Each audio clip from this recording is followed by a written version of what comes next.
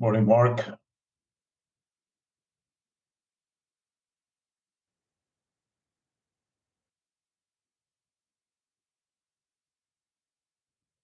Morning. So that was a very interesting video Yes. for everyone listening. Federico Fagin is a physicist who created the original Intel microchip and then went on to create the touchpad, the mouse that's touchable, the screen that's touchable for the telephone today, and the mobile phone, and also had a spiritual experience and his own investigation of reality, his own investigation of consciousness, his own investigation of the sentient nature of being, and quite a profound experience. So if maybe I'll put the Vimeo link in the body today of the text for this version, for this episode. And I think I can do that. I think I'm technically savvy enough to accomplish that.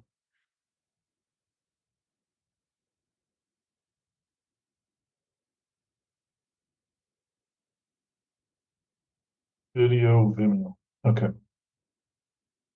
That'll be my after note. So what did you take out of that?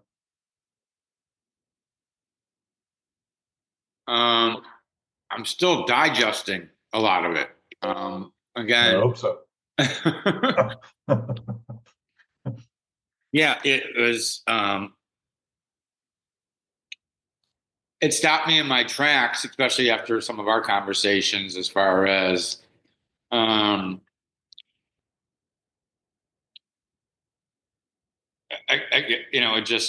wowed me. Yeah. I want to be able to articulate it better. I just not again. It's so fresh that I'm still truly digesting it and haven't made any notes or mental real things. I've been really. I listened to that, and then I found a few more interviews with him that I continued to listen to.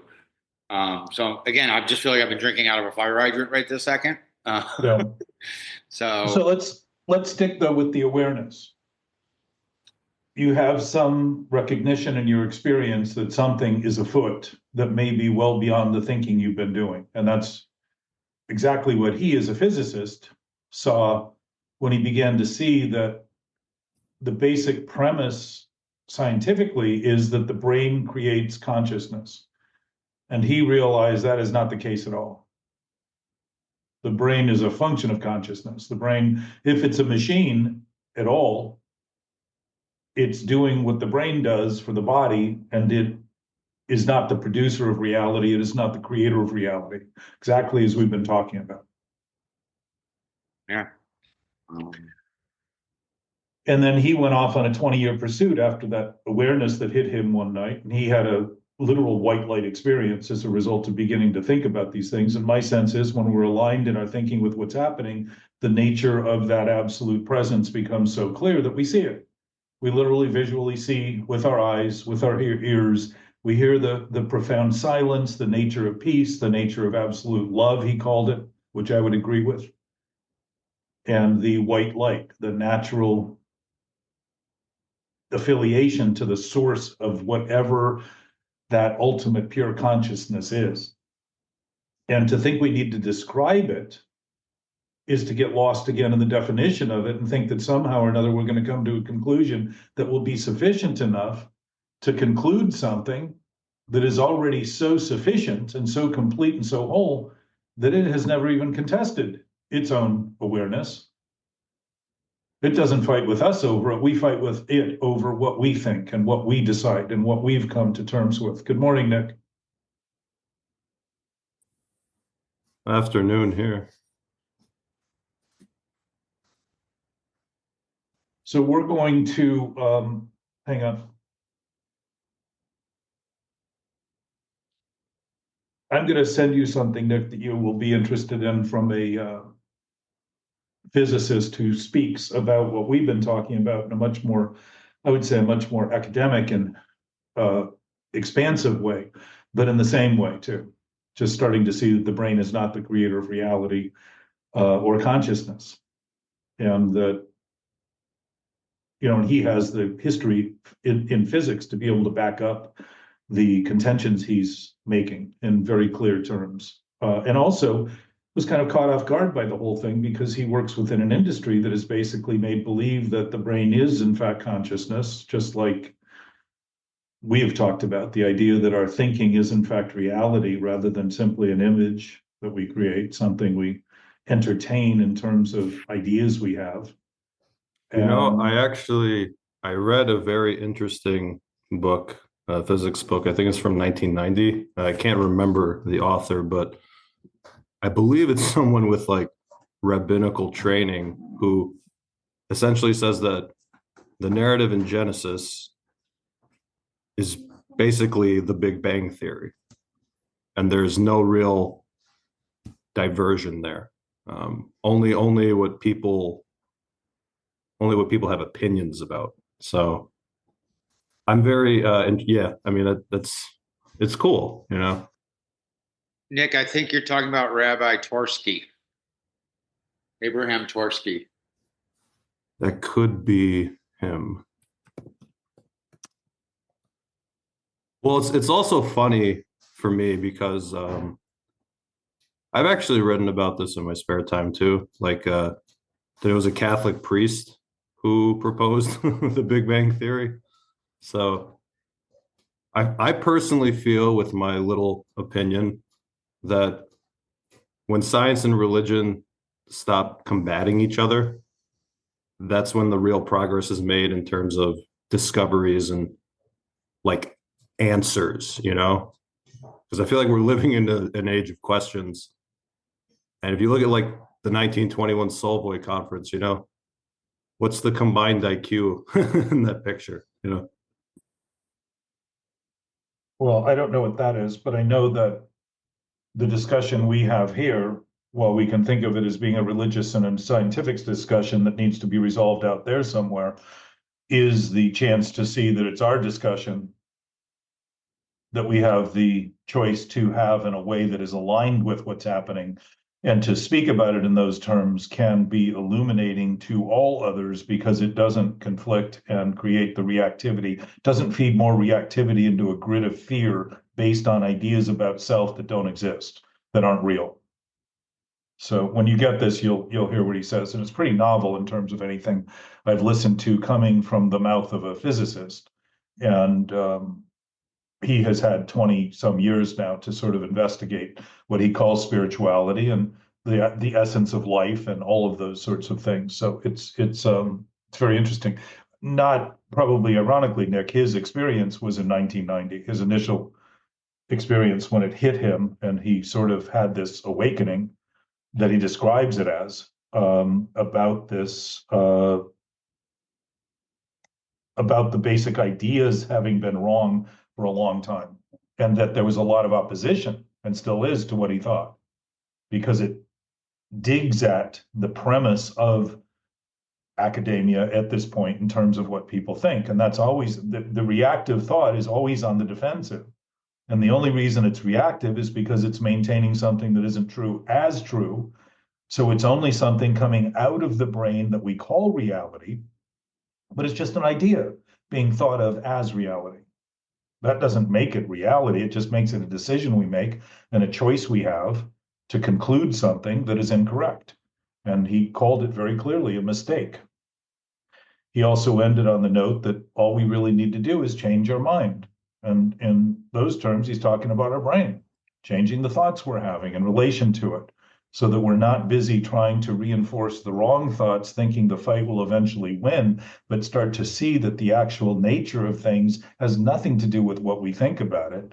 And when we start thinking about it that way, we start to align in ways that allow the expression of that absolute nature to become intuitively and inspirationally the wisdom that it actually represents, the laws of order, the laws of nature, the laws of the universe, the basic concept of us being a product of that and also the observer and the observed in it, not just some byproduct that's alone on a desolate planet in the middle of space, but part of it all from both respects, the subjective respect of I see it, and then all of a sudden seeing also that I am also the seer of the thing I'm also the thing I'm seeing.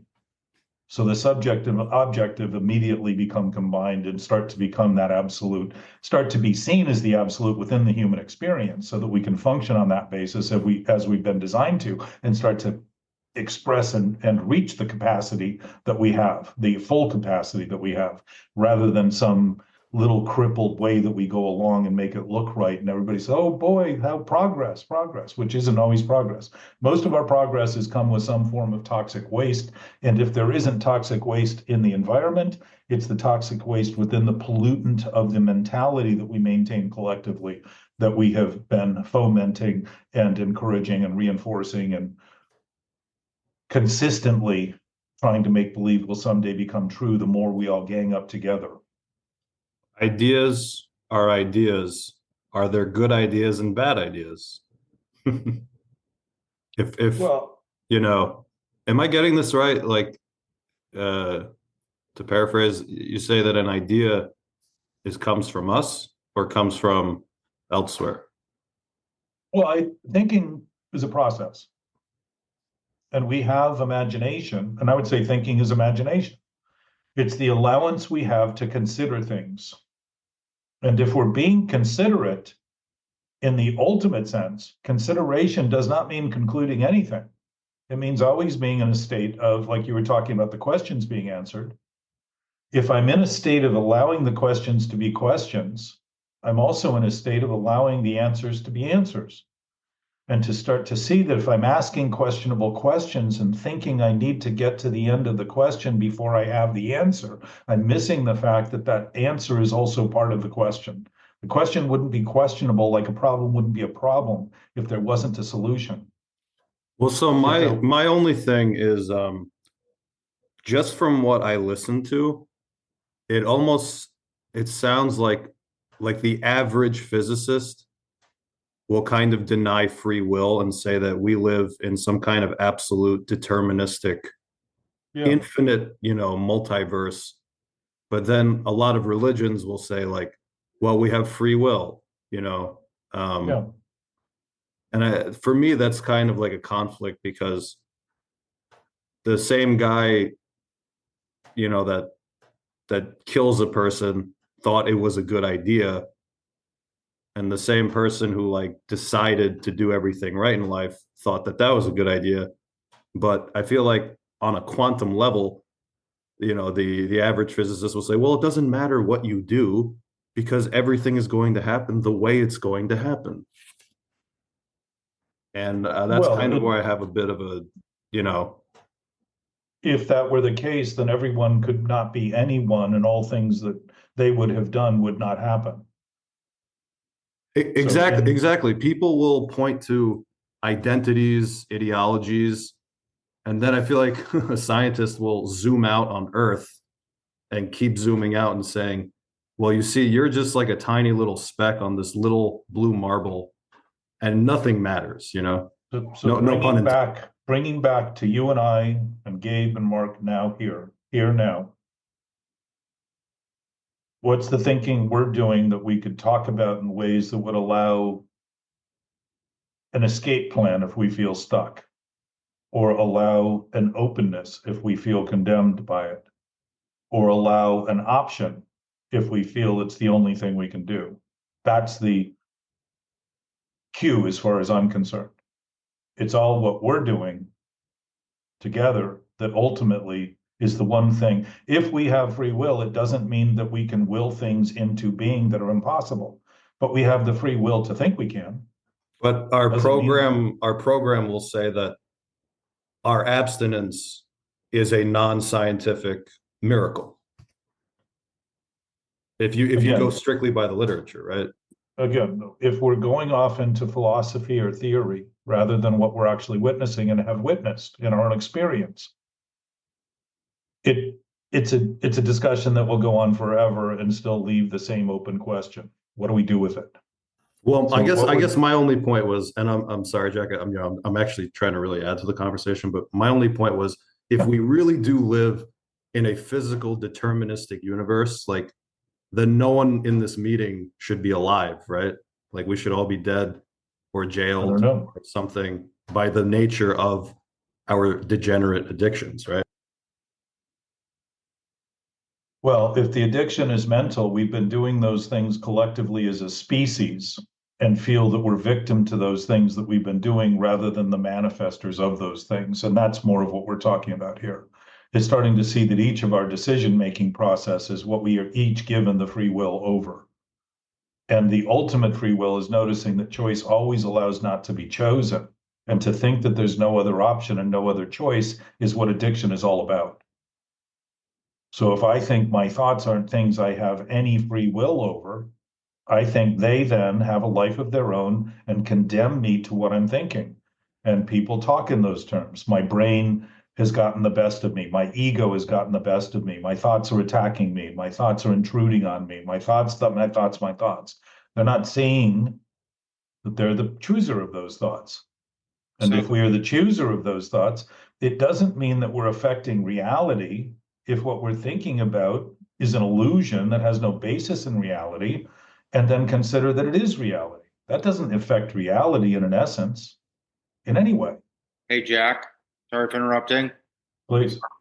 Again, trying to, what he said that hit me, and I'm recalling it, so that's why I'm interrupting. That really, You mean Federico?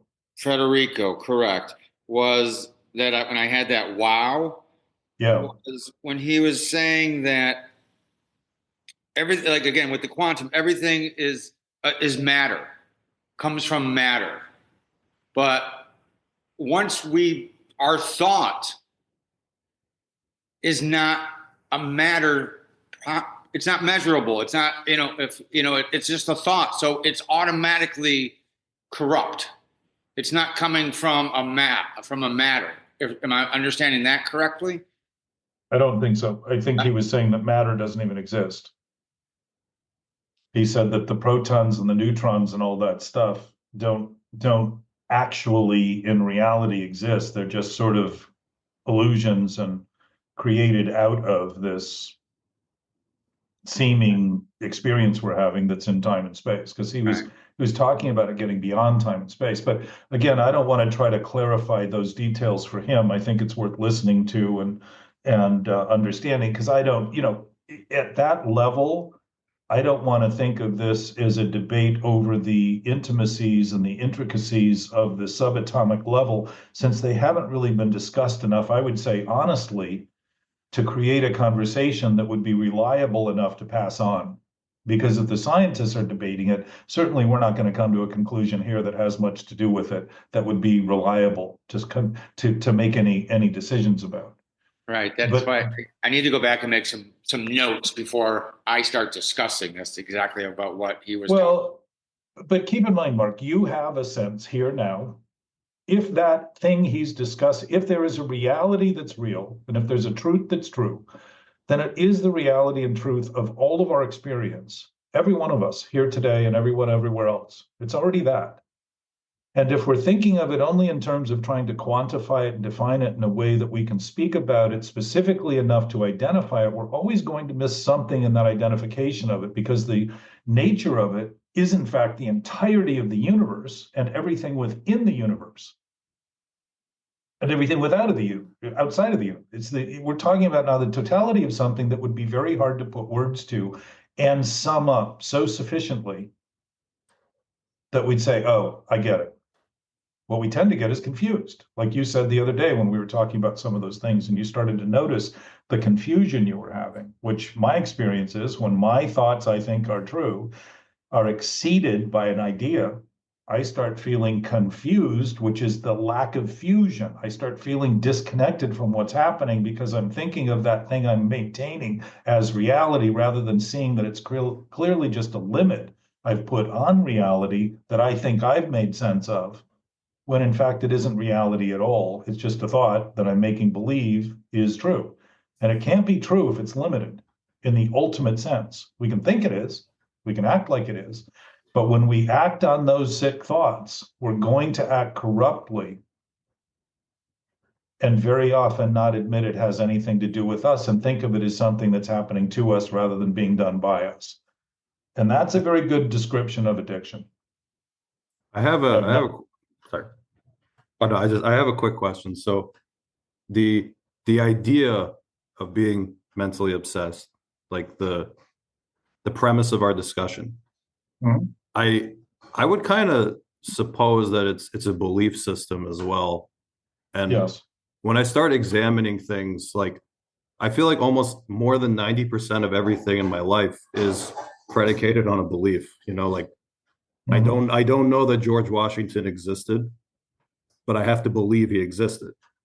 I don't know that You the don't Great Wall have of to. China. No, well, I You mean, don't. You could if I go along and don't, say, you know, if I don't, people will say, well, you're stupid or something like that. There will be a but they're general mass saying that anyhow, consensus. Nick. Right? I mean, none of us are immune to people having thoughts about us being not as intelligent as we might imagine. Well, sure. But you know, my argument, quote unquote, is more like, you know, in the nature of the absolute, I have to take that on faith, you know, that there is an absolute, that anything can mean anything or nothing. Does that like make sense? Yeah, yeah. Here's the difference, my experience. Addiction is having faith in something that's faithless.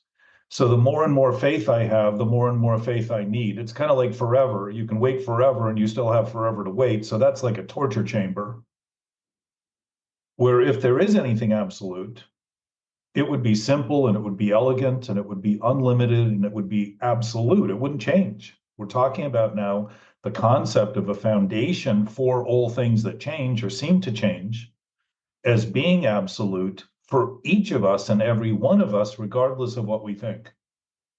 So if it can exist, and if it does exist, and I would say considering it is probably a lot better first step than concluding it and saying it is and believing in it and creating some new belief system that's now based on the thinking you're doing about it as being right, to begin to see that if it is in fact that thing, that nothing, that absolute nature of emptiness and void and yet fullness of knowledge and inspiration and wisdom and all that knowingness, if it does exist, then that would be a pretty sure bet that we all share it. And a pretty sure bet, if I was gambling, that if I relied on it, I might see some very different consequences than the consequences I've been facing in the doubt and uncertainty and vulnerability and weakness and insecurities that I've been trying to feel better about. Because I've been thinking of my thinking as that absolute thing. It's interesting that we can have absolute faith in our thoughts and within the same thought structure think that an absolute is questionable and can't exist. The thought I feel like is something, and over I'm told in the rooms, the best thing to do when you have a thought is nothing. To not act on it, to consult with others because my Well, you know thinking is why? inherently flawed. Because, yes, but think of that. Your thinking is inherently flawed, is the contention that we are wrong at our basis. Think of that. If nature is wrong, it would be unnatural. If nature is wrong, it would be unhealthy. If nature is wrong, it would be irrational. If nature is wrong, it would be insane. Can't you say that nature is, though, if you had to look at any other form of life that lives a very savage existence and has a very dualistic kill or be killed, eat or be eaten kind of thing? But look at the beauty of it. It feeds itself.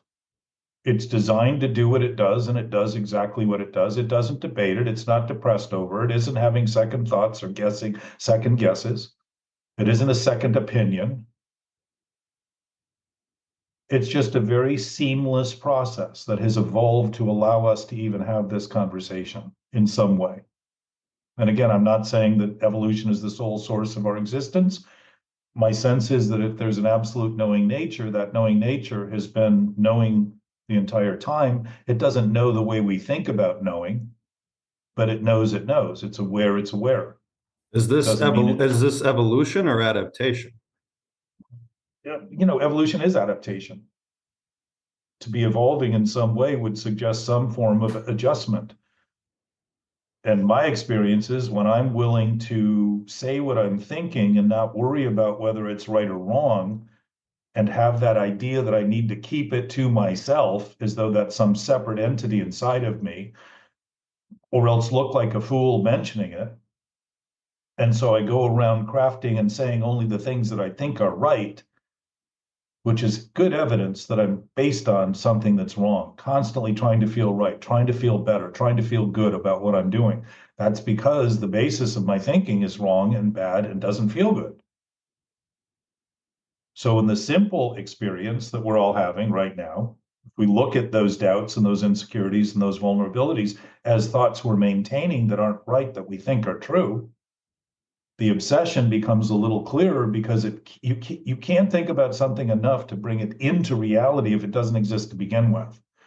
So the idea that we're letting go of ego, for instance, which is a concoction of thought. Ego in its true terms meant the I, the capital I, the individual self, but the collective self at the same time, the thing we would all have equally and share indiscriminately. It would be that source of all of our thoughts. Now, if the mind is Federico Fagian is talking about, isn't the source of reality, it's just the source of thinking. And that reality isn't a mechanical process, it's a knowing process that's so fabulously and spontaneously and symmetrically and synchronistically present. It would probably be worth considering that as a possibility rather than continue to jump into what we call human nature that isn't natural, that isn't healthy, that isn't moral, that isn't normal. We've mistaken, because we think our thinking is reality, that this inherent flaw in our thinking constantly we're told in sobriety to take contrary action. It's because we're still thinking contrarily about the principles, about the basis of an absolute source. And as a result, we're thinking about doing things, acting on those faulty thoughts as though they're the only thing we can do. And so some hesitation, some reluctance, some consideration might be worth engaging in by taking a breath, pausing when agitated, noticing the agitation is telling us we're about to make a decision based on something that can't be healthy because it's unstable.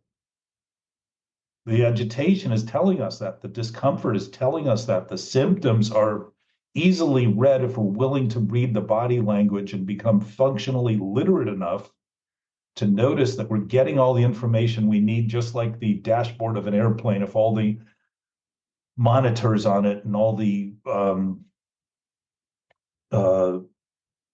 tech, all the stuff that's giving it information is working.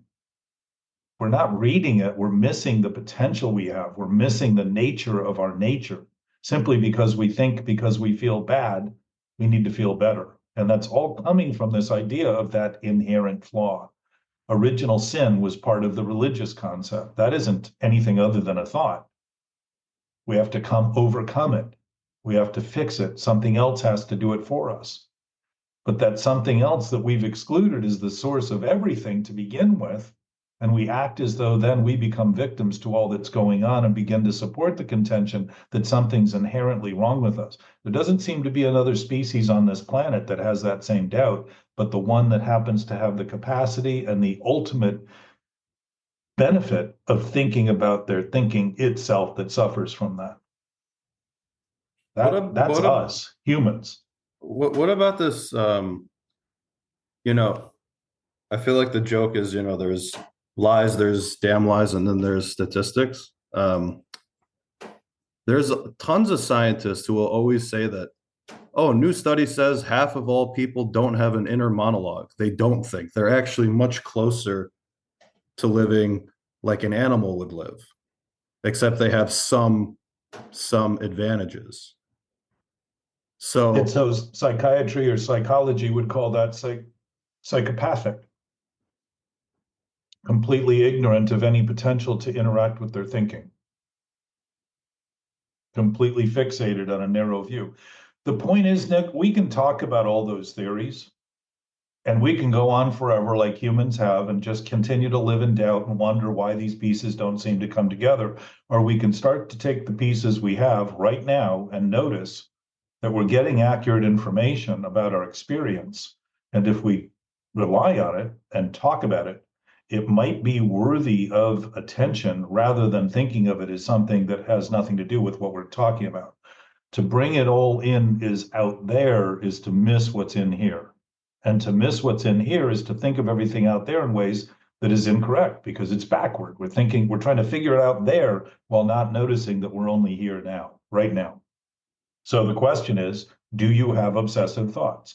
Do you notice symptoms that would be commensurate with obsessive thoughts, depression, anxiety, struggles, emotional turmoil, doubt, mental anguish, insufficiencies in ways that would seem to be so normal for humans to be productive, but yet seem to be so impossible to come to terms with and be productive in, to take care of basic needs, to be self-supporting, all of those basic instinctive drives? Are they working right in your own experience?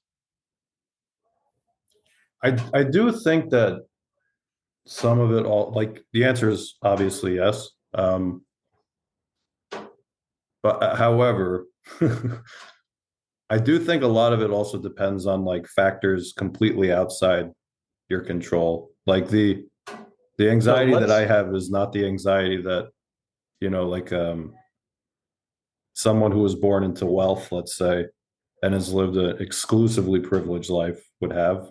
Do you find it clever, though, Nick, that this condition is suffered by all people, including those you're identifying now as being people living in the lap of luxury, for instance? They still have that same component within people from that. As a matter of fact, I've found people that grew up in wealthy experiences are often more susceptible to this than people who actually were so barren in their resources that they were required to think about what was happening. They didn't have the luxury to contemplate other things and think about big ideas and all that. I totally agree. I noticed that there's like the human condition, and then somehow mental condition has almost a completely different, almost derogatory meaning, but human condition does not.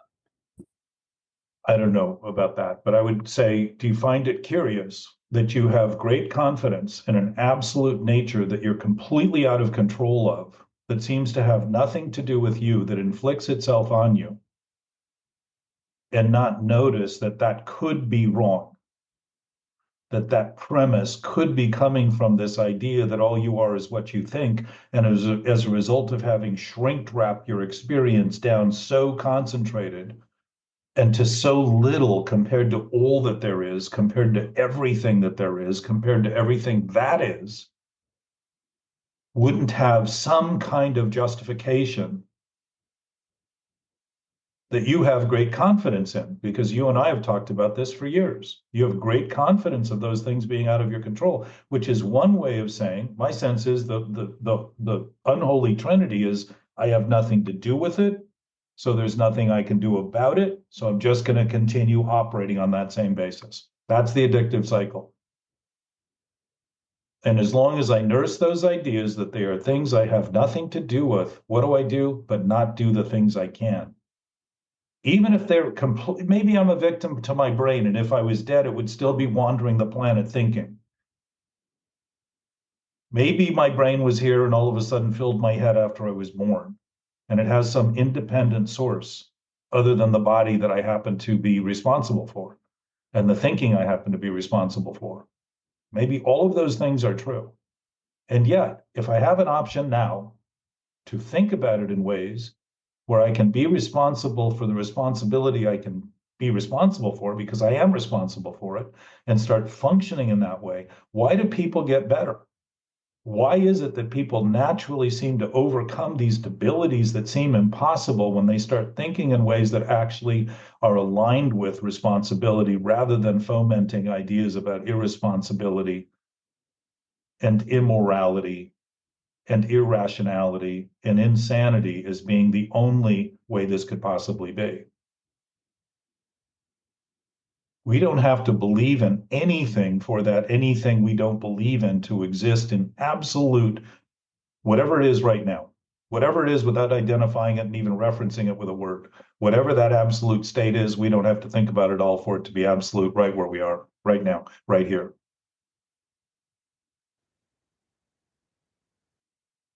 And I would say we have been habitually developing justifications and excuses to maintain the concept that we have nothing to do with it. So we just skip along in the misery of it and think that's as good as it's going to get. And if I can just feel a little better about it, that's all life is about. And that is not true. That is absolutely not true.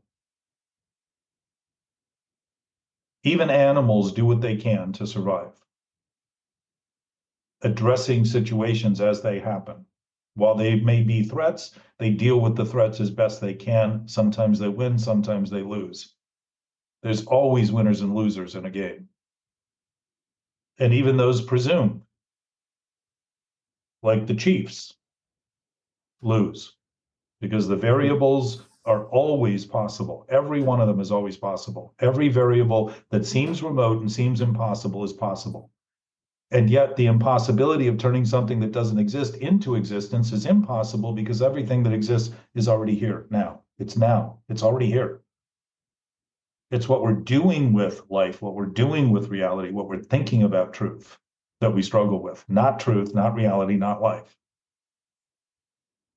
But if we regulate our behavior, do we regulate our thinking?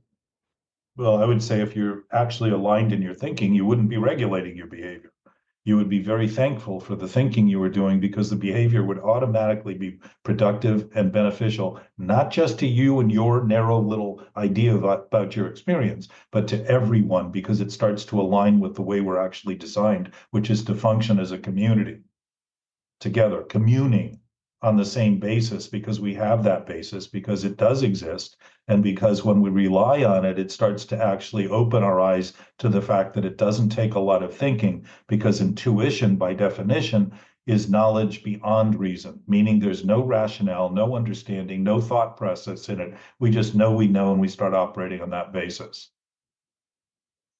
When I go blind thinking my wrong thought is right, my operations are always going to be faulty. And that faultiness is telling me about my thinking. It's not telling me about circumstances and everything and everyone else and the economy and the conditions and the social structure and all the theories and all the religions and all the problems I can amass and attach to it. It's telling me about what I'm doing in my thinking. If I'm faulty in my actions, I'm faulty in my thinking. And to think the default is flawed is to make believe there's no other choice than to continue to operate on that basis and then be wary of every decision we make and go through life like scared little rabbits, which is not too uncommon.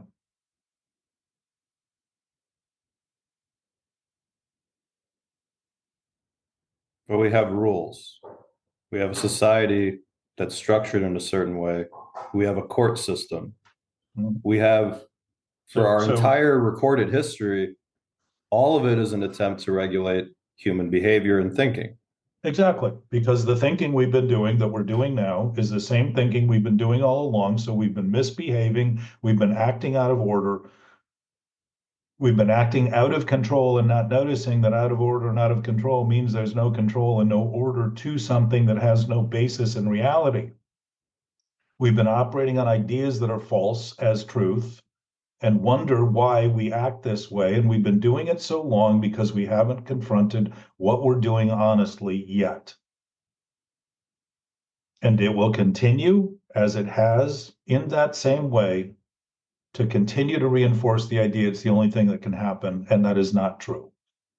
It is only true to the degree that we're willing to deny and continue to maintain these ideas without any greater awareness that it's simply a choice we're making that is based on a decision we're making that is not true. It's a wrong idea thought to be right.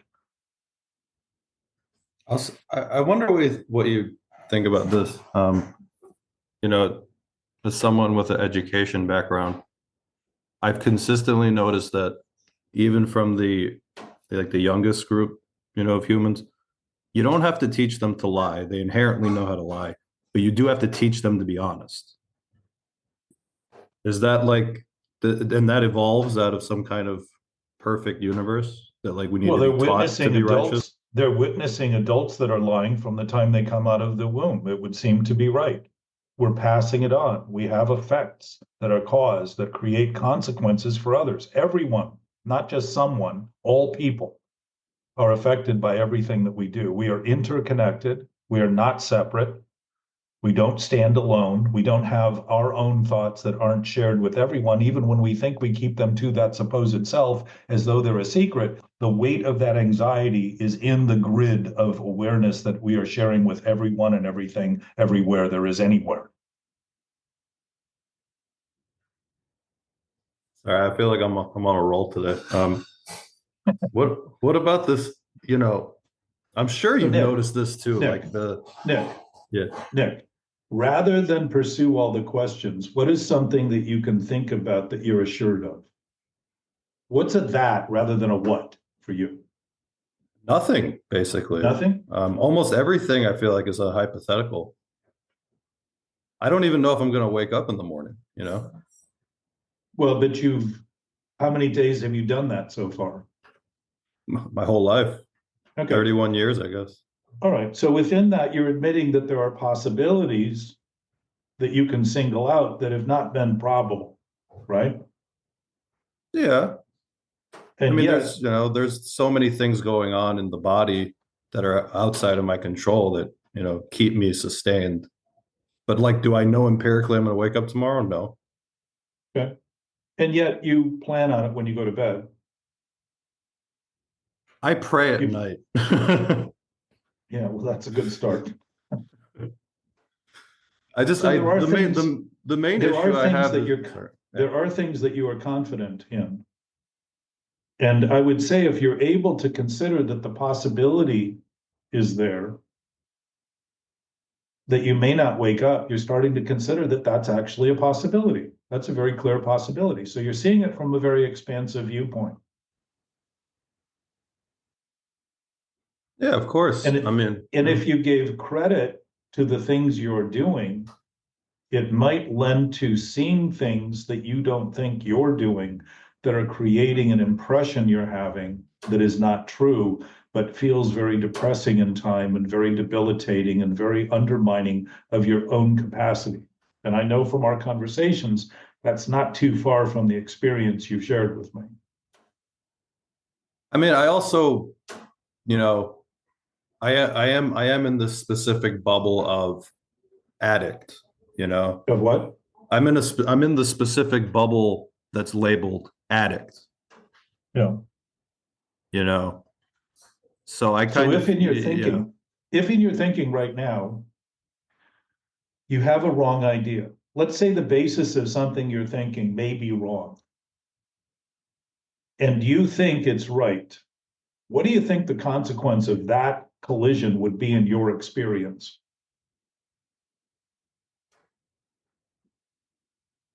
that is a difficult question to answer, sir.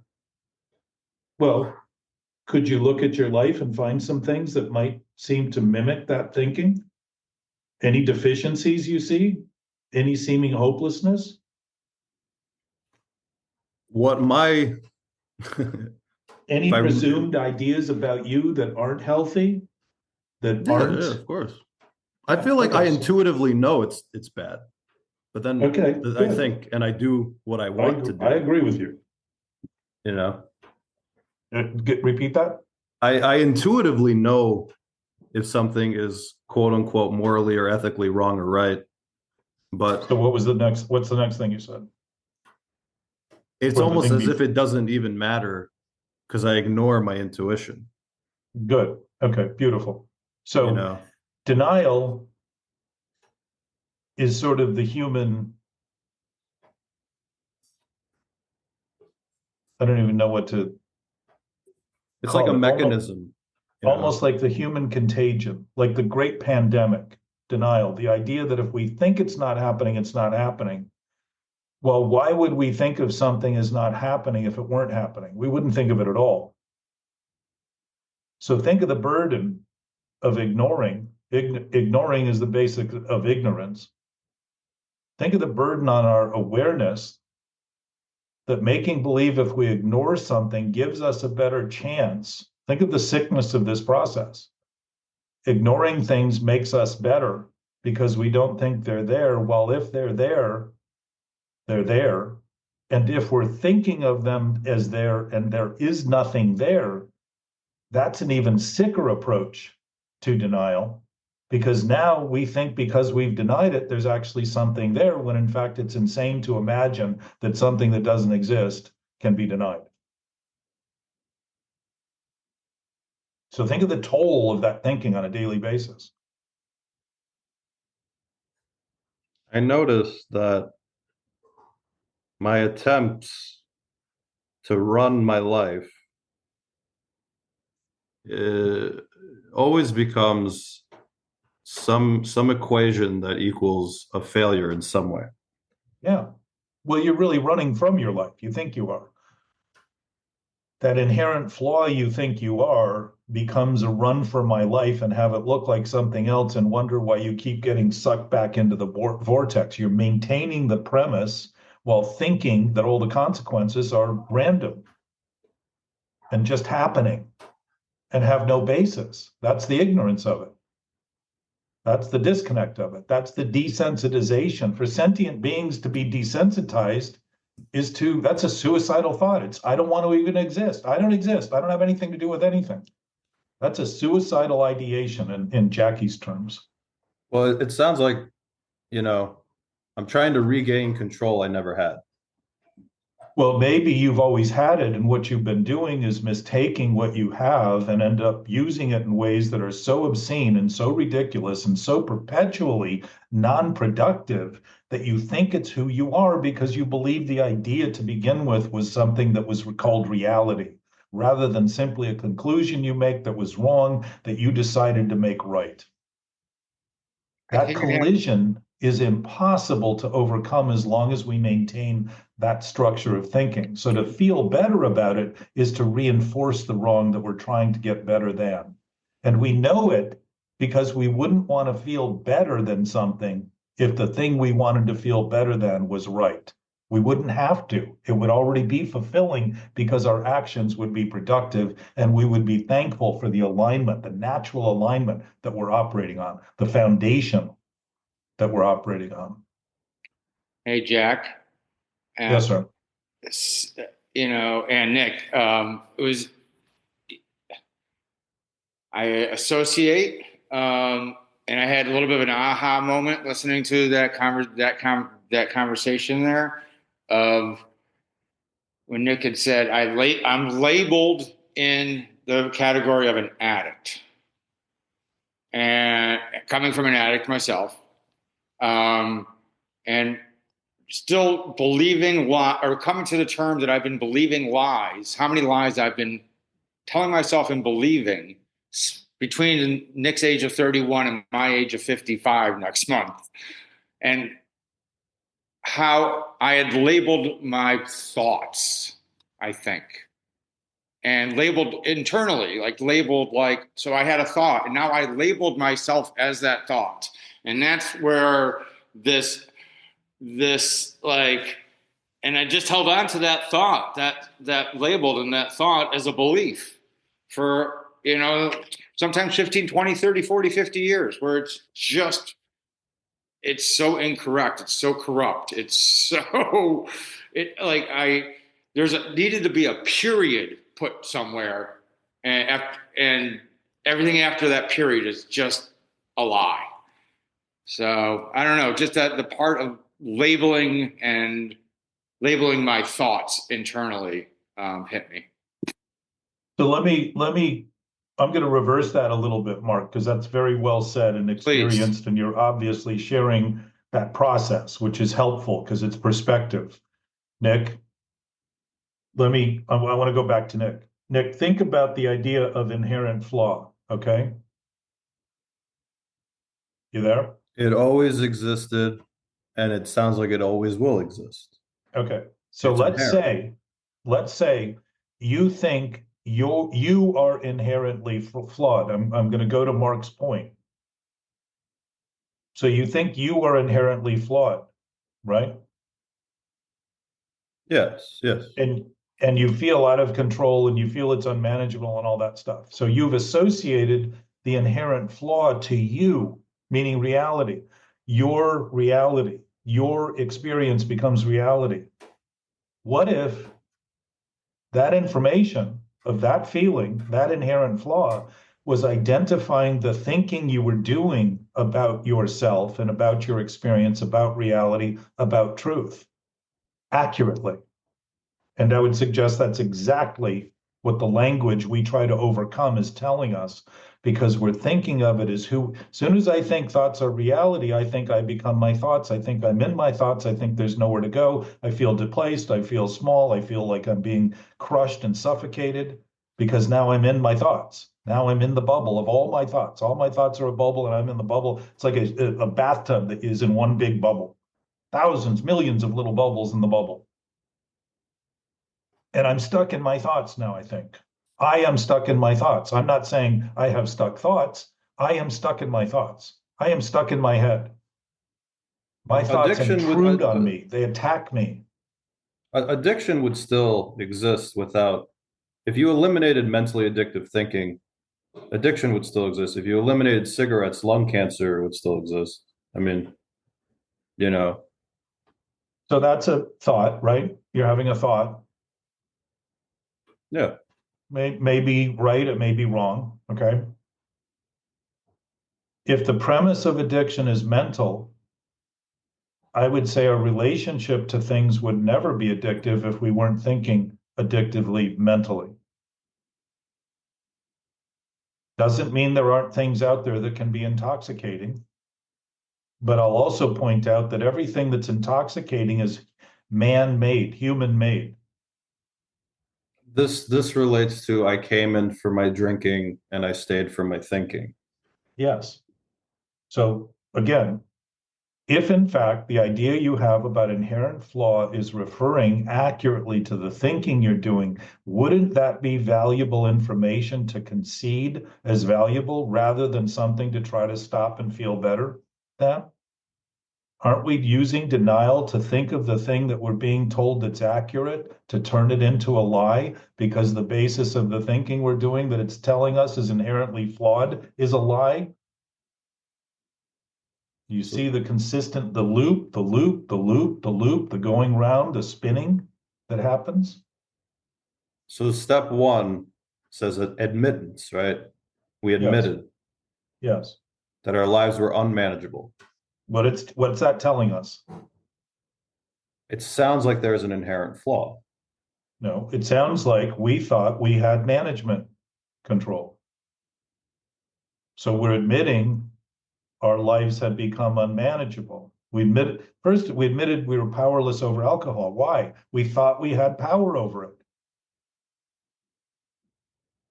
And we thought that due to a flaw or due to what? We just thought it, whatever. If it's wrong and we think it's right, that's the chemistry for addiction right there. That's the trigger, the reactive, impulsive, compulsive trio, the trinity. There's no reactivity in a thought that's aligned with reality, because you don't have to think about it anymore at all, other than simply relying on it. And just like tying your shoes, you don't have to go through the whole process of learning every single time, or riding a bike or ice skating. Once you get it down, you just return to it automatically. Why? You know what to do. You've learned. And if we've been denying an absolute source as being absolute, we've been thinking that it's exceptional, and yet we've been acting exceptional in relation to all the failures and the vulnerabilities and the weaknesses and the pitiful conditions that we've created, so we can tell everybody about it, how bad we are, how wrong we are, how little we can get, how tough the world is. So we're claiming to be exceptional while there are no exceptions. Trying to maintain the lie, trying to maintain our truth, our reality, our thoughts as reality, myself as reality, myself as a self.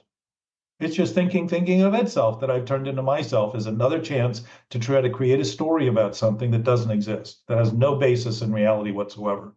It's all based on my ability to think about my thinking. And instead of using the imagination to its capacity to imagine doing things for everyone, what I end up doing is acting as though I have nothing to do with anyone while I'm affecting everyone anyhow in depleted, disintegrity, a lack of integrity, the disintegrated ways that are caustic and toxic and hateful and spiteful and harmful. And then think, I don't have anything to do with that. That's the world. That's nature. What can I do? Nothing. A lie will always produce a lie, like a cancer cell will always produce a cancer cell, to try to create a community big enough to look as though it's real. And it never will be, ever. It's the same with the word addiction. If the mental problem is starting with a wrong thought, it isn't the wrong thought that's the problem. It's thinking it's right. It's the choice we make after the wrong thought. It's the reinforcing choice that we make to make it right. If it's wrong, it's not going to be right. Can we adjust? Absolutely. Will we once we defend it? No, absolutely not. We will defend and fight it. And this physicist talks about it was heresy when he started talking about the fact that the brain didn't create consciousness. Within a community of people that are committed to discovering the subatomic, most intimate nature of essence and reality, fight the whole concept of something that maybe the brain isn't in charge of consciousness. It's very interesting. He said, not only are we the observers, we're the observed. What is that doing? What do the steps do? They take us from subjectivity and absolute righteousness, which is always wrong, to objectivity, where we begin to see that the end of the subjective thoughts is the beginning of the object of thinking, which is the objective nature, the totality of thinking. And then the absolute state, which is the absolute nature of things that aren't one or the other, aren't more or less, aren't in time, aren't in space, and the essence of all of it, which is more subatomic than the subatomic. It's the essence of it in a way that it's indescribable. Fortunately, it's indescribable. And yet we're witnessing it right now, always. And right now is, you never hear people, you can hear people think about wrong thoughts while they're in the present and think they're not in the present, but nobody ever says wrong here, wrong now. Unless you're in California. Yes. And your maybe. whole state is on fire due to thinking or Well, lack not of just thinking, that. right? There's nature burns, forest burns. Those are natural phenomena. But yes, when we are reactive, we are not proactive. And when we're not proactive, we're not thinking ahead. We're not being fiscally responsible. We're always thinking about patching something up to get it better. We've got a leaky boat at the bottom of the ocean, and we think putting patches on it and bailing water is going to finally have it float again. The fiscal irresponsibility is a condition or a consequence of this kind of thinking. Always trying to look good. It's all about appearance. It's not about substance. It's about how things seem. It's not about how things are. To talk about it openly is to see that there are no partisan or political divides in that conversation. There is just sense or no sense. And no sense is nonsense, meaning there's no sensible conclusion. There's no sensible use. There's no rational application that would be beneficial because we're maligned to the thinking about the absolute nature and the law and order of nature. So what's going to happen? Everything that's possible that would be corrupt would happen. All those possibilities. Does it mean that they're going to always happen? No. Probability is they're not always going to happen. And yet when they do, the collective essence of the time spent making that, denying those things, tend to be more catastrophic because the problems never get smaller when they're ignored, ever. They don't just go away if we're maintaining them. They don't exist in reality. They only exist in the human thought process. Lions and tigers do not lie about what's happening. They just confront it. They deal with it the best they can. Like it or not, they deal with it. Survive or not, they deal with it. We become the greatest threat in our own system because we die under the weight of the stress that undermines our bodily systems that are designed to operate, as you said, in ways that we don't even have to think about. and yet work in our favor, and yet we undermine their ability to favor our bodily systems by crippling them through stress and anxiety, and wonder why disease seems so common and healing seems a miracle. It's not. Healing's the natural state. Healing is a natural state because a lot of the things we try to heal from wouldn't even exist if it weren't for the decrepit nature of our history that has been cumulatively piling on thoughts that have led to corrupt actions, poisons, toxins, and all kinds of other stuff. Not to say the earth is without them, without us, because there's certainly arsenic and cyanide and all of the elements that we've used in concentrated forms and then dumped into the ground and elsewhere. Nuclear waste. They have no idea what to do with it. Everything they've tried has failed and continues to so far. And the costs are so prohibitive that the things that actually work, burying them miles and miles deep into granite mountains, you can't create a cavern large enough for I think they have 260,000 tons looking for a place to live right now. It's all coming out of this decrepit, deficient thinking. And we're all party to it. We're all doing it. We're all participating in it. None of us are excluded from it whatsoever. People who have been rejected or deprived or just otherwise misfortunate tend to become bitter and want to restructure society to serve their conception of reality. Well, whatever they're doing out there, Nick, we're doing here now, and that's what we're here to talk about. No, I know, but what makes us different is my point. Nothing. We're doing it here, as I said.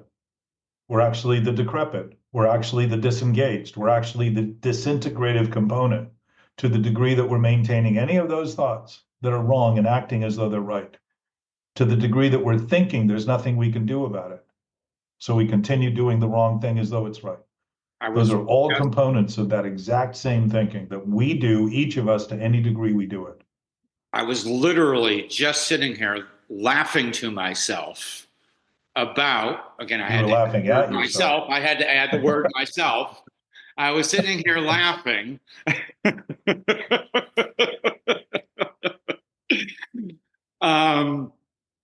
That again, it's a Sunday, and here I am doing the same obsessive thing on, the same repeated conversation, the same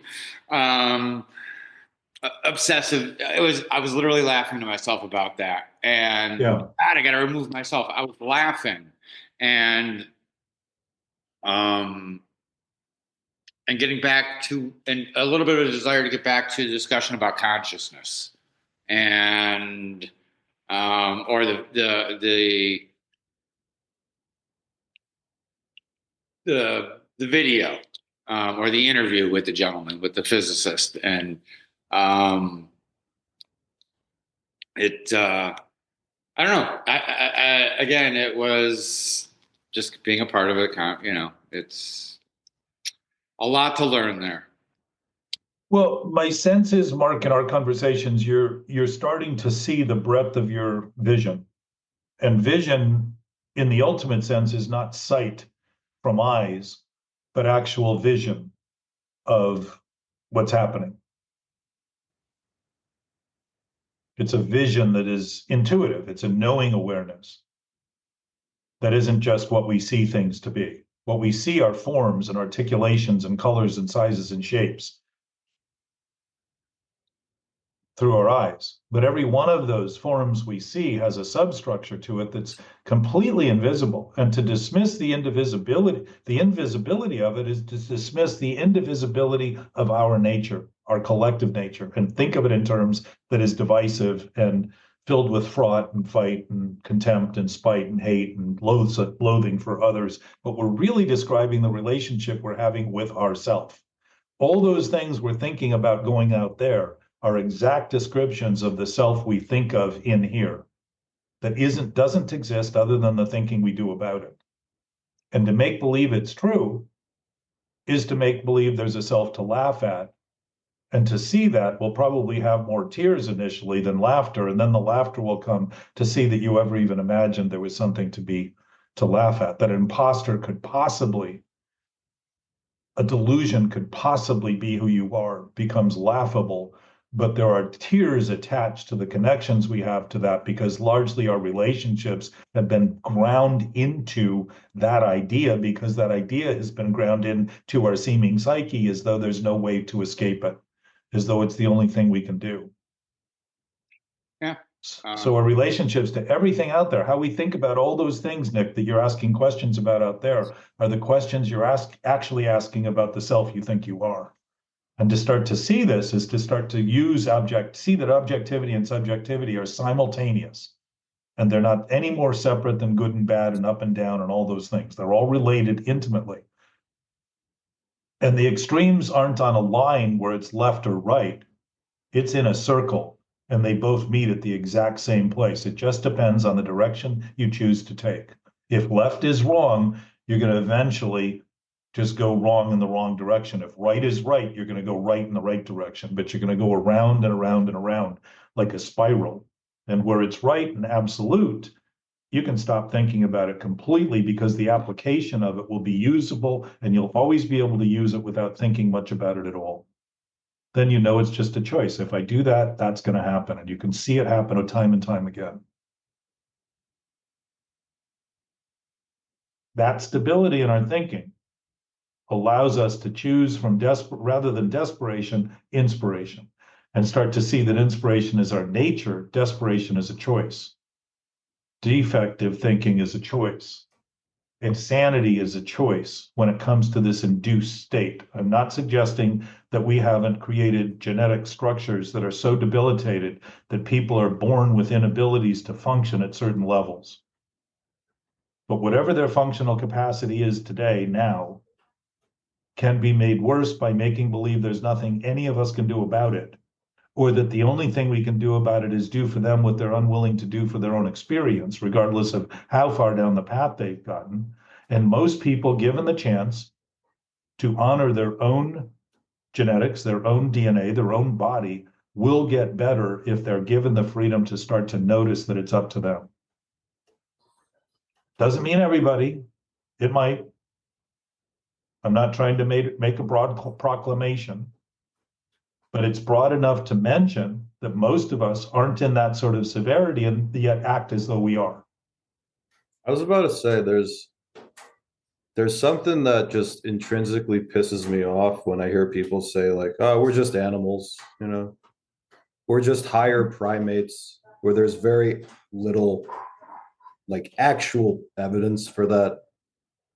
And I feel like, I don't know, at least where I live, you know, there is a deterministic quality that seems to just exude in the air here, you know, and it's almost like it's not conducive to any type of higher thinking. But think about that imagery you're creating, Nick. It's in the air. So everywhere you go, you're breathing toxins. Now, that's probably true on a very fundamental level. But to think of that breath as being everything you take in relation to what everybody else is unwilling to do and not notice it's your own unwillingness you're ultimately suffering most from is to skip over, again, ignore the impact you're having and the choices you're making and see it then as everyone else is doing to claim that it's impossible because they won't do it when the lens you're looking through is a lens of impossibility from your own misunderstanding, your own mistaken idea. I also tend to notice, I'm not trying to be cheeky, but I tend to notice the less I talk, the more like the better I do in life. The less I say, the more I win in almost all spheres. You know what I'm saying? Well, I would say that what you're saying is based on thoughts that have no basis, so they don't go anywhere. So it's if you're creating less messes but still living with the same thinking, you're not going to function very well if you don't communicate and don't interact. I don't know a lot of people that go to work to make sure they can send a check to somebody else they don't know because they're not working. Productivity is based on thinking about, if you go to reach the apple tree to pull apples and you keep thinking the apples a foot away are within your grasp, you're going to be very frustrated by the end of the day. You're not going to get a single apple while they've been there the whole time. The thinking we're doing impacts us more than anybody else's thought because it's what we think about their thinking that we suffer from. And this isn't about not thinking. This is about starting to think honestly about what's happening and starting to align with an absolute nature that has always been our nature and will always be our nature because it's ever present. It's not because it's forever and thereafter. It's because it's here now. It's natural, it's whole, it's complete, it's indivisible, inviolable, immutable. It can't have any effect on it from the things we do. It's a consciousness that's so far beyond the thinking we can do, and yet it's well within the thinking we do at the same time. And we have been acting deficiently and defectively through history to give us enough evidence now that it might be worth noticing we don't have to continue. We have no obligation to continue. And yet when we do, we're reinforcing the denial we have and thinking that's our management style: denial, numbness, disconnection, separation, and then wonder why we feel alone and can't have meaningful relationships. All the bedevilments are described in that, every one of them. Inability to have meaningful relationships, financial stability, misery and depression, all those things are basic conflict. They're consequences of that line of thinking. Self-induced, self-imposed by a self that doesn't exist. Another thing that came up this week, and I think the guy's absolutely correct because we've been talking about it, is that in my experience, what I largely suffered with until I began to notice it was the thinking I didn't think I was doing. So when I'm thinking things are happening, shouldn't be happening, I'm beginning to develop an idea that denial is my source, that denial is my management style. And if by denying things, I start living with them and they slowly become so common to my experience that I don't even think I'm doing them, that's what we call the subconscious. And the guy that I was listening to said there is no subconscious whatsoever. It's just a place we use. And we've talked about that. And I haven't gone as far as to say there's no subconscious because I also think that there is an awareness within our thinking, like you mentioned earlier, Nick, that we don't have to think about because it's doing trillions of calculations and analysis on chemicals and change. It's doing stuff all the time that we're not thinking about. But you know what we are thinking about? How well we feel. And the sum total of all of that analytical process is, in fact, the witness we have as to what our body's doing, because we certainly don't feel well when we hurt. And that is some indication that we are aware of those things. We're just maybe not aware of the intimate details of every single chemical interaction with every single other chemical. But we know it's going on because we rely on it, just like we rely on gravity. We don't even understand it, but we know if we put our feet on the ground, they're going to stay. We're not going to float away. Or air. We don't see it. We know if we take a breath, it's there. You know, you mentioned before genetics and genes. If we go back to inherent, you know, like from the earliest memory or the earliest visual, I also kind of tend to notice that it seems instinctually we do not like the ugly, the unlucky, the weak, the rejected. You know, babies will always look at pictures of attractive people versus ugly ones. The majority of CEOs and presidents are like these tall people that look like they have like good genetics. And you know, But what do you think that says about your thinking? No, this is not an independent thought I had. This is a thought I had that was derived from just casual research into. I noticed something, right? Jeff I noticed. Bezos isn't good looking. Elon Musk isn't good looking. But he's also tall, Is right? Height is an indicator of attractiveness for a lot of people. Is Amazon guy, is he tall? I'm not sure. But he's an Amazonian, so. Well, my point was in terms of like genetic markers, I almost feel like we're hardwired for certain things. Jeff Bezos Okay. is 5 feet 7 inches. So we're inherently flawed and we're hardwired. Think about the terms you use and the impossibility of ever overcoming those things. We're hardwired and inherently flawed.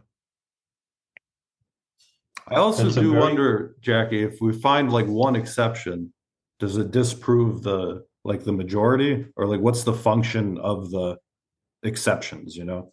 I think that if we constantly think that we can't get ahead unless we're really good looking, it's not a good thing to have in our heads. It could be. I didn't say that.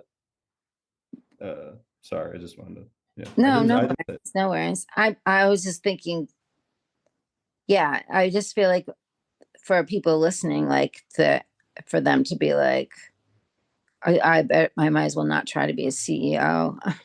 No, I think that's a very American or Western view. I think like other parts of the world, like where I, I think that is not such a concern as far as success. So bringing it back to our thinking rather than a general consensus on a theory about how everyone else is dealing with this. If I'm unhealthy in my thinking, I'm probably not going to look very good because I'm not going to be healthy. And most makeup and most fashion is designed to help people look good.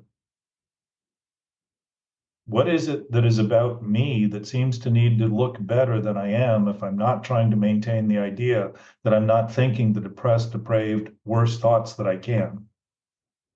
Think about that. It's the same thing as trying to feel better and get over and thinking that the purpose of life is to try to feel better all the time. What is it that's worse that we're denying that we're doing, that if we weren't doing what we're doing, wouldn't have us compelled to feel better all the time? We would just be well. Well-being would be well-being, because that point you made about being animals, the other words that are used are, well, I'm only human. It's interesting that we use the excuse of only being human to justify some idiocy that we don't want to account for in the thinking we did, rather than say, yeah, my thinking was wrong. I was obviously wrong in my thoughts. So what's the lesson? That we can adapt, we can learn. What's the lesson with genetics? We adapt. The genetics are adapting all the time. And how we are influencing other bodies, whether we are helping them become more reactive or more peaceful, influences the genetics in those bodies and every subsequent generation as a result. I would like to, you know, I think Mark made a very good point. Like, what is the marker of success? Because our country, we have the most CEOs, and California actually has the most CEOs out of all the 50 states. But that kind of I didn't even think of that. Like, what is the marker for success? I feel like it does become a subjective, like to a degree, you know what I mean? It does become Well, I would subjective. say for a species, survival is the marker. Absolutely. Again, because my definition of success has definitely changed over the years, thank God. But what I was more or less getting at was thinking like in a culture where in more Asia, where, you know, I don't believe, and again, I've never really been to Asia. So I'm making a totally, you know, uneducated assumption here or something like that. But again, I don't think that in that most CEOs in Asia are taller than other people in Asia. You know, like I don't know if it really, I think that's something that we, again, I wish I was taller. I mean, I suffer from this. It's not like I'm finding fault in your thinking, Nick. I'm just identifying that. It's faulty. You can Yeah, find it. exactly. So that was it. So stature doesn't have to do with size or appearance. Posture doesn't have to do with size or appearance.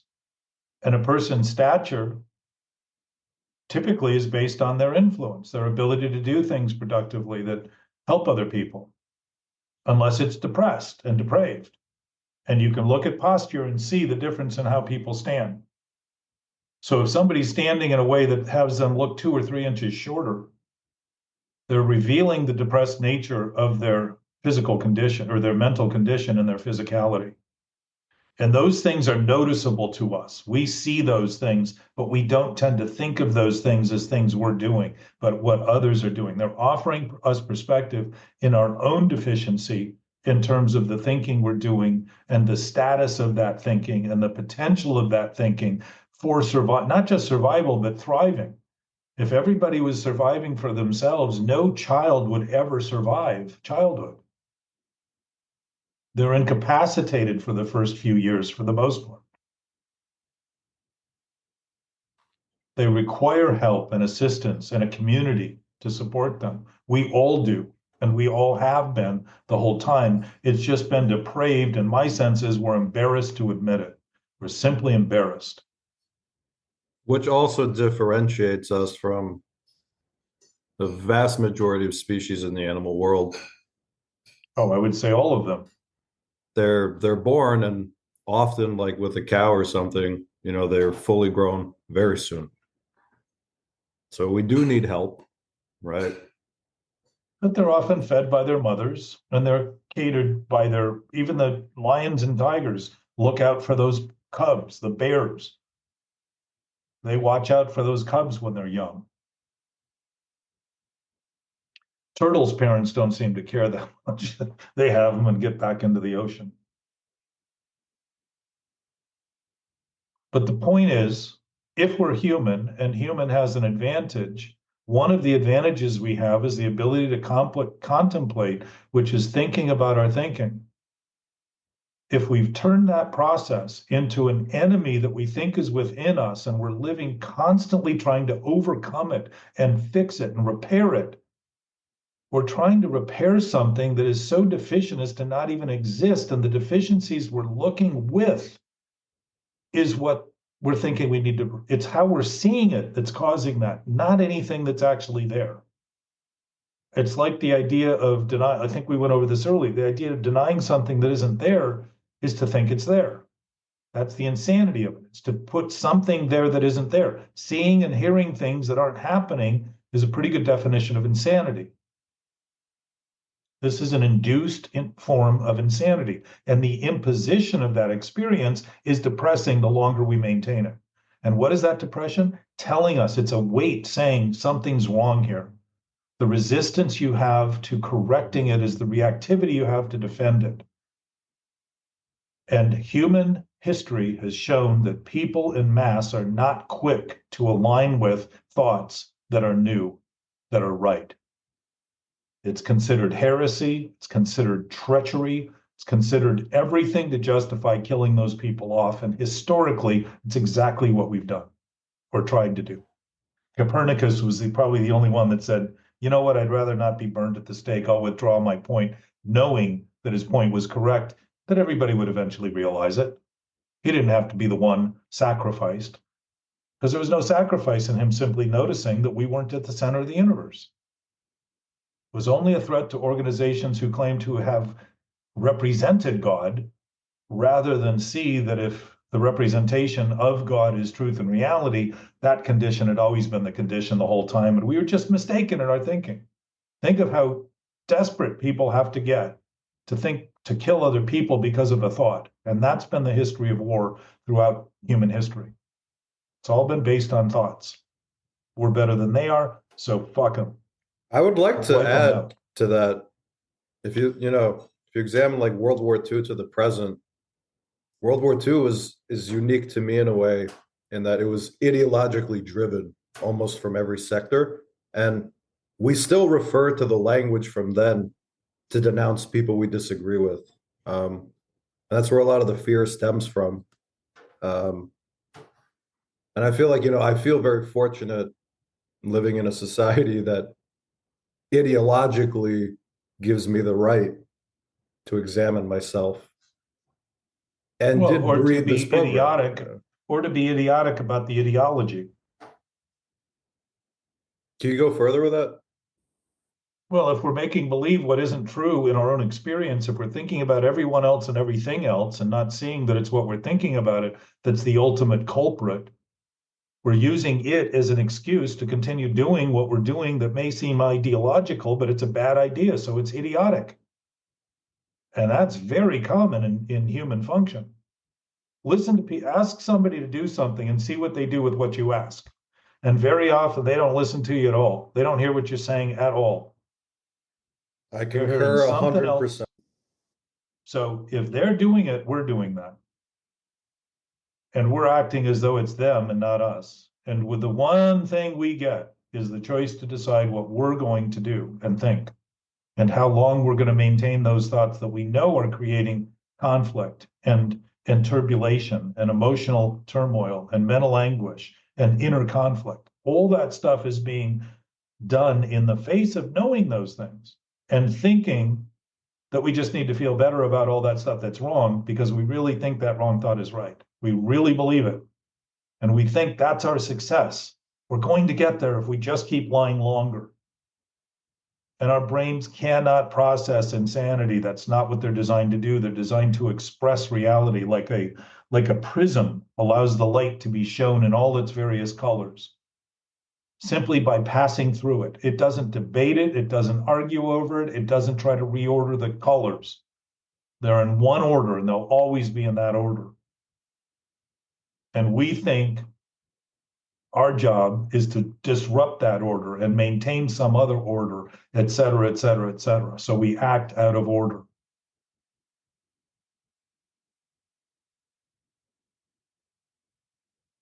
We are responsible for those choices. We are responsible, period. As a state of being, we are responsible. Irresponsibility is a choice. To act as though what's unnatural is natural is a choice. To turn it all around backward and think that all those things are happening to us is a choice. To see it clearly is not a choice. It's to stop having the choices we make that are insane obsess our attention and intoxicate us with the idea that we're being consumed, but we can't seem to consume enough to ever be satisfied, and start to see that we are at the center of that choosing, including the things we don't even think we're thinking, and to start realizing that most of what's affecting us and most of what's causing the things that seem to catch us off guard is to admit that we're chronically on guard against admitting we're doing what we're doing. So to look at what's happening as something that we don't even think we're doing is one way of starting to say, I can even be doing things I don't think I'm doing. And now I begin to open what we think of as a Pandora's box, but it isn't at all, because we know it's there, we put it there. We hid it thinking in the dark it wouldn't be seen and wondered why we feel haunted by it. What haunts us is that somebody else may find out before we're willing to admit it, and we don't want to face the embarrassment. How paltry.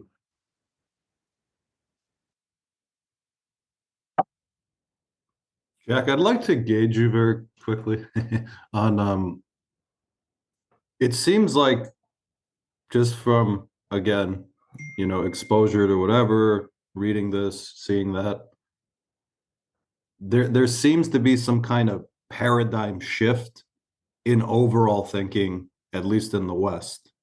And I feel like we're living that every day. And, like, obviously, I'm focusing on myself and everything, but I can't ignore that I kind of see it, there seems to be like a grand paradigm shift.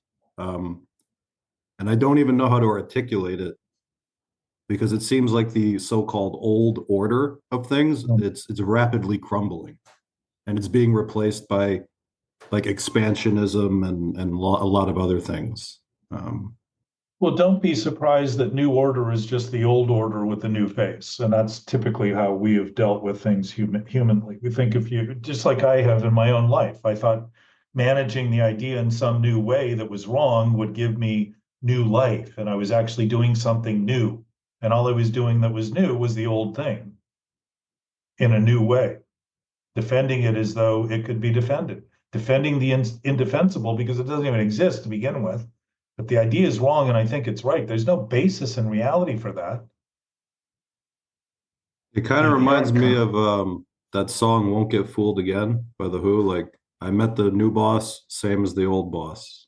Yeah, exactly. So the idea that it's a repetitive cycle, if it's based on a corrupt thought, it's going to continue to be corrupt. And that paradigm shift that you're talking about isn't a paradigm shift. It's literally just a shift of awareness from one wrong to some new wrong. And think of it as this huge ideological shift when it isn't at all. It's a very narrow cosmetic change. And yet, the paradigm shift you're talking about, Nick, I suspect is something we are on the verge of, because the knowingness that we have, we already know. And the beingness we are, we already are. And all of those things talked about don't take long before people start noticing that they already know that. And they don't need to be told, that doesn't need to be mentioned, so they can start functioning on a level. Like in our conversation, we're still talking about being stuck in this whole dynamic. We're not talking about this conversation yet with any kind of objectivity or absolute premise, because if we were, we would be talking about the things we were capable of talking about in such expansive ways that it would be absolutely fascinating to listen to and continue to talk about, because it wouldn't be filled with the drudgery and the conflict and the emotional turmoil and the rehashing of all of these ideas and theories about what everybody else is doing, but it would become the presence of what we're doing that would be enlightened and radiant and brilliant, and all those words that are used to suggest there's some light in it all. Lightness both in terms of no weight, and brightness both in terms of an absolute state of awareness. But we're supposed to be aware of our thoughts. Well, we must be to defend them. And we're defending flawed thinking because we're addicts. The only reason it would be defended is because it's flawed. There'd be no defense in something that's real. Reality doesn't run around insisting we live by it. When you talk about the human laws, those are all designed because of the consistent misbehavior and the acting out of order that we do. The idea that someone else is so wrong that we can kill them. That's been a very popular idea through history for individuals and countries. Oppress, suppress, kill. It's all righteous thinking. And righteousness is always wrong. Rightness is never wrong, but righteousness is always wrong. There's some puffed up, pompous, arrogant attempt to make believe that because somebody's righteous, they're right, but they tend to always be forceful, demanding, willing to commit violence, always in a fight. Look at our country. We've had a fight on drugs, a war on drugs, absolute failure. War on poverty, absolute failure. We may have lightened the load in some degree, but it really hasn't turned the people into productive people at every level, because we've been trying to fix them and take care of them rather than help them see how they can do that and how they can participate and honor their dignity rather than completely annihilate it and make believe that all they are is people that need to be taken care of because they have absolutely no other value. It's not healthy thinking, so we get more problems. Homeless problems, a great example of that. Build them condos and that'll fix it. What we need is more cheap housing in the most expensive neighborhoods. When in the country has it been such that we can go live anywhere we want if we can't afford it? All of a sudden, this thinking is so pervasive, we're trying to give people places on the beach. Here in Venice, when people were offered housing, they said, we won't take it unless it's on the beach. Well, that's pretty convenient. And they gave it to them. You know, I had one student recently. He's in third grade, and he asked to talk to me in private. I said, "Okay, like, what's going on?" And he said, "My dad keeps drinking beer, and he's really fat, and he keeps cheating on my mom. And I just want to tell you that I will never drink alcohol." And he's 3. He's third grade. Okay, third. So what is he, 6, 7? Yeah. So think of that, Nick. Think of the clarity that a child has to see that and want to say that. And think of the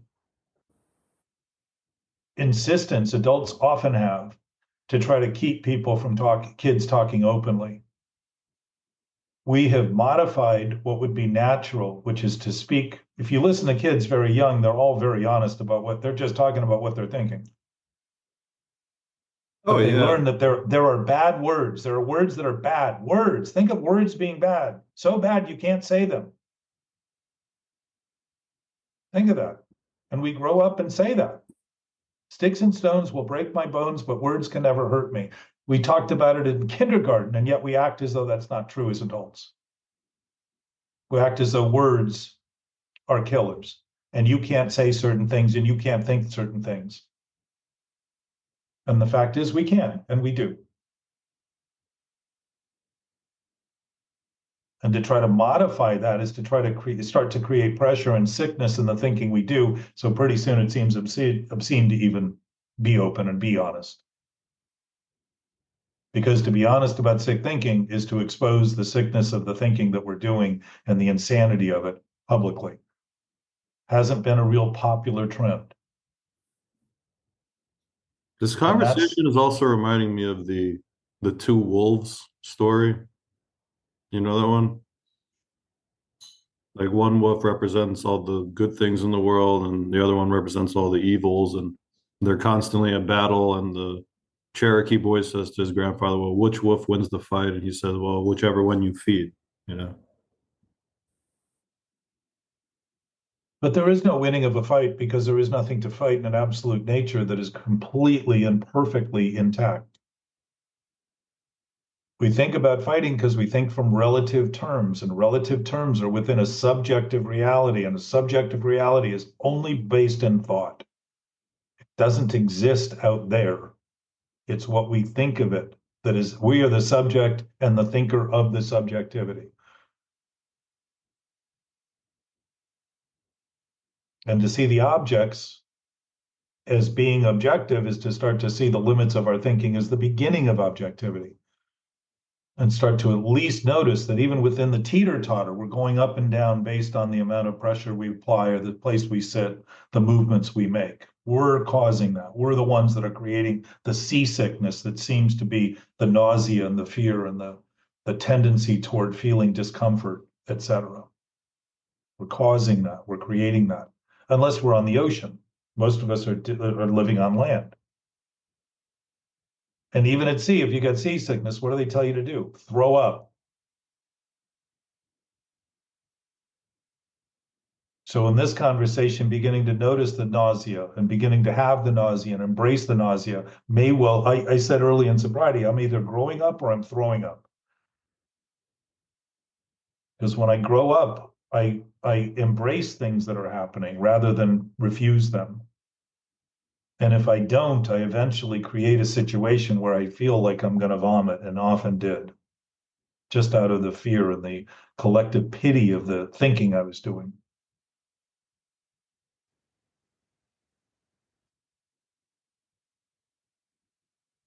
Nausea and all those symptoms are guides, they're signposts, they're dashboards. They're our functional capacity to read our body language accurately. And just like that idea earlier about the inherent flaw, if we think we're inherently flawed, we think we are our thinking. And we can say that because we think we're not thinking who we are in our thinking, and yet witness the things we're doing and start noticing the symptoms we're creating and the experiences we're having are being caused by the thinking we're doing that we don't even think we're doing, is to begin to open up to the fact that we're addicted in that thinking to make believe that what isn't happening is happening and what is happening isn't happening.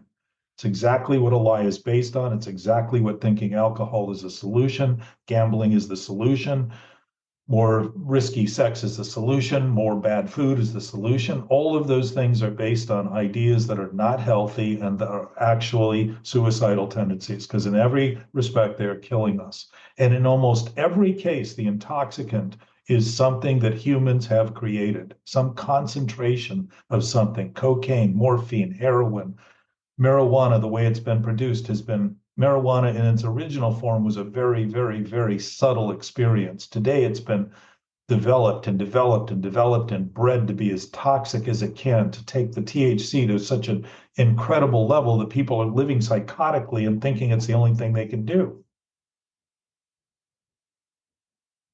So you have kids killing kids in school. What is that? Sanity? The best thing they learn at school is to come back with a rifle and kill a bunch of the kids, and somehow or another fame is their goal or something, who knows what. Even that is just insane. You know, Wasn't it very common that children were taught how to use guns, like especially outside of, Yeah. big city schools? Like they had rifle ranges and, Well, they had actual threats too. They had wolves and bears and other things that would warrant some form of defense. So when we are the threat and the greatest threat within our own thinking, we end up doing those same sick things to others that would be unimaginable to people who are simply dealing with actual threats and would never use a weapon against something that wasn't a threat for the sake of using it, because it would put them at further risk to use the ammunition that was in limited supply for when it wasn't needed. We're racing to an emergency. We're creating and condemning the experience we're having to something that isn't even happening, except in our own thinking. So just like a dream, we think the nightmare is a nightmare until we wake up, and we always say waking up, oh, it was only a dream. And yet in this other dream we seem to have during our daydream, we don't bother to notice it's a dream as quickly. It's the same thing we're doing consciously. It wouldn't be happening if we weren't choosing it. And to act like there's not is to show how that we're not is to show how embarrassed we are for the thing we're doing. And self-consciousness, as a definition, is undue regard for appearance. Think of that.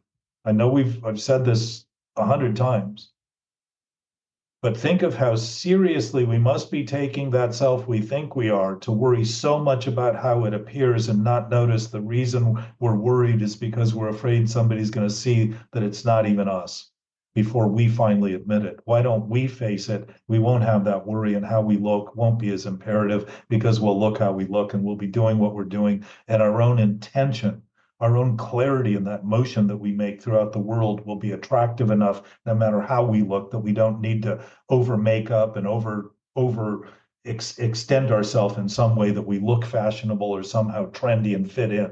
We'll not try to fit in, we'll try to fit and be and act in ways that are completely helpful and may not be expected at all and may not be appreciated by all, but there'll be a value to some who are willing to listen, willing to hear, willing to see, willing to do.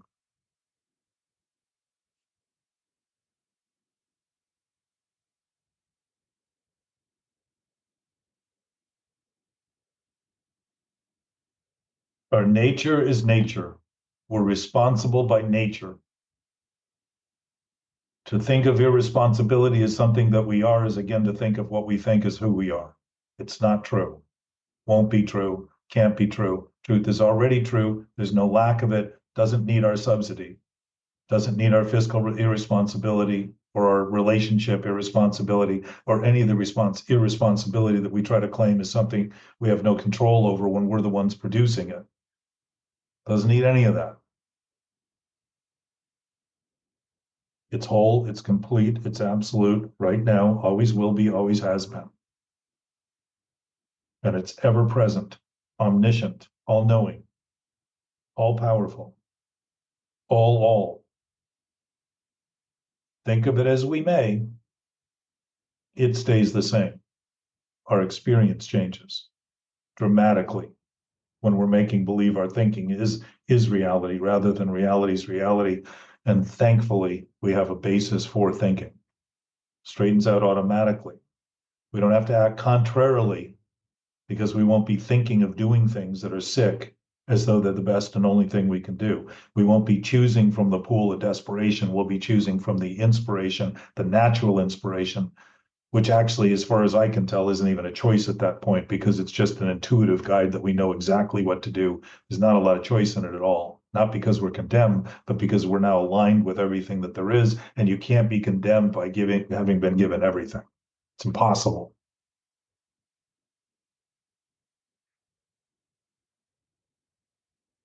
But we can think it is. We are free to do that.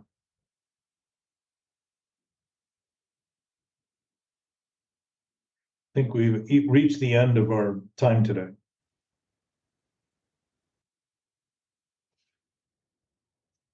No. Thank you, Jack. Thank you, Gabe. Thanks, Jack. Mackie. Thank you, guys. Thank you, everybody. George Washington Thank isn't you. real. Thank you. Thank you, Jack. Thank you. Bye. Thank you, Jack. Thank you, guys. Love you guys. Love very much. everybody. Bye. Thank you. Bye. Bye.